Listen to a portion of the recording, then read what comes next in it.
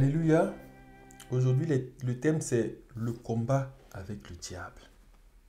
Et personne parle du combat spirituel.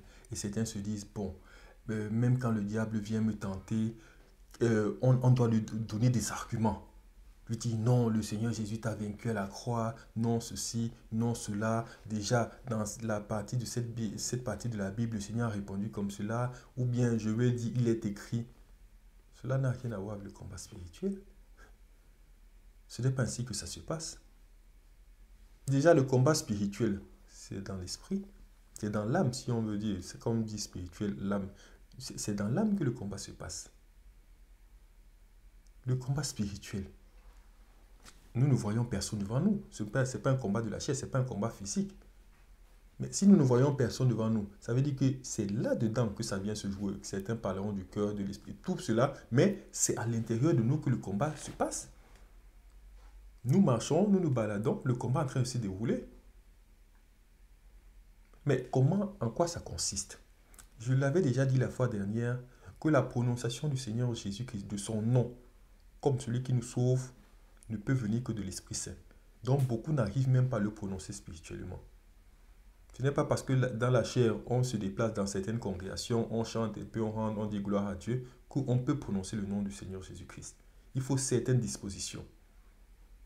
On va revenir toujours à la simplicité, prier de façon humble chez soi. Donc, si déjà nous avons du mal à prononcer le nom du Seigneur Jésus-Christ spirituellement, mais comment nous allons gagner un combat? Comment nous pensons que nous allons aller donner des arguments?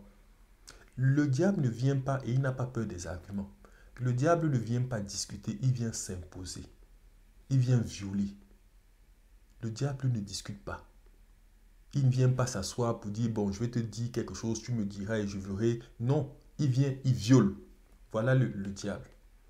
Quand il n'arrive pas à violer, c'est parce qu'il y a quelque chose qui l'en empêche. Et c'est quoi? C'est le Seigneur.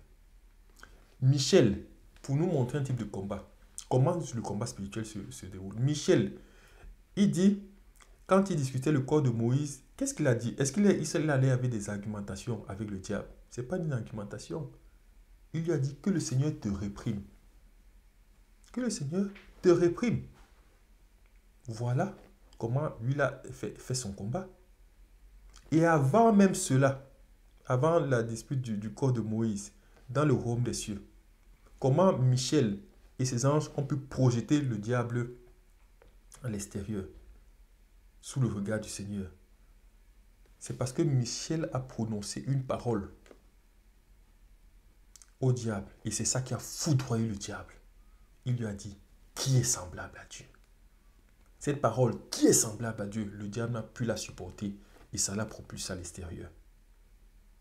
C'est la puissance de cette parole, parce que cette parole fait corps avec la personne qui la prononce. Cela signifie, à notre niveau, quand quelqu'un réussit à prononcer le Seigneur Jésus-Christ, sachant déjà qu'il réussit à prononcer le Seigneur Jésus-Christ dans une ou plusieurs de cellules, sachant qu'il y en a plusieurs, dans une ou plusieurs parties de son âme, bien que l'âme soit une et indivisible, mais il arrive à prononcer, à avoir avec les références antérieures sur une représentation simple de l'âme. C'est parce qu'il a réussi à prononcer le nom du Seigneur Jésus-Christ dans une ou plusieurs cellules.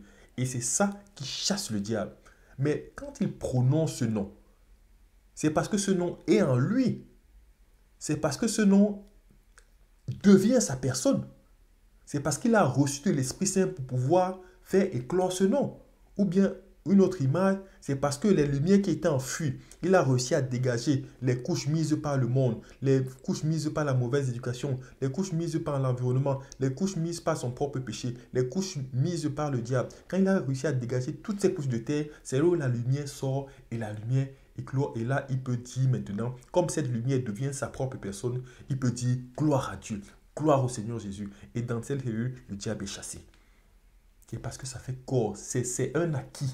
C'est sa personne. Ce nom prononcé à cet endroit devient sa personne. Un lieu saint, un lieu consacré au Seigneur. Donc pour dire, le combat spirituel, ça se passe dans l'esprit. Nous nous attachons pas seulement à la chair et aux choses extérieures. Mais pour cela, sachons nous humilier devant le Seigneur pour qu'il nous remplisse et pour que nous puissions avoir des victoires. Que le Seigneur nous bénisse et continue à nous combler. Amen.